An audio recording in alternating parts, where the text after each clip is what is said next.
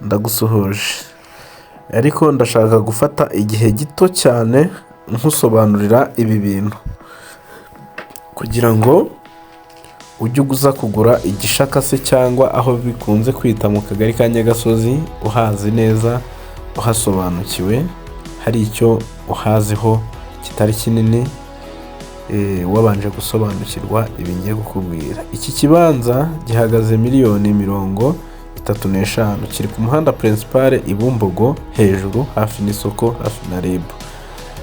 Ndagira ngo mutandukanyirize Nyagasozi ni Bumbogo hejuru, aho bakunze kwita Nyabikenke, mu gice cya Nyabikenke. Iki kibanza kiri ku muhanda principal, kiri ahantu heza cyane, gihagaze 35 nkuko bimaze kubikubwira.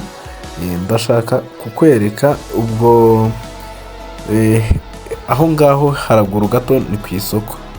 Ndashaka kukwereka gato cyane amazu nk'abiri ari kuri uyu murongo aho hepfo kuri iyi site neza. Aha wibuke ko ari mu miturire. Aha ngaha inzu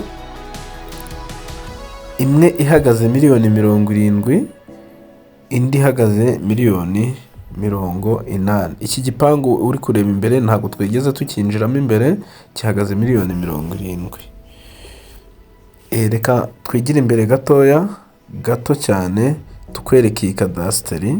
Iriya kadasiteri ifite na nex, ikaba iri mu buso 1000 kuri uyu muhanda miliyoni 80. Iyo ngiyo ngira ngo muri kubona itandukaniro rya Nyagasozi n'irya Nyagasozi n'iry'Ibumbogo hejuru, ukuntu bihabanye cyane mu bijyanye n'ibiciro. Kandi kuva aha ngaha ugera aho ngaho Nyagasozi, tike ni nka 500 cyangwa ukakoresha amaguru. Ushobora gukoresha iminota itarenze 10 uri kugendesha amaguru, ntabwo ari myinshi, ni hepfo gato cyane.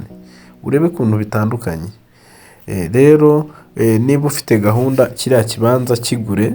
Ni ikibanza kiri ahantu heza cyane, gihagaze miliyoni 35, kiri ahantu heza cyane ku muhanda principal.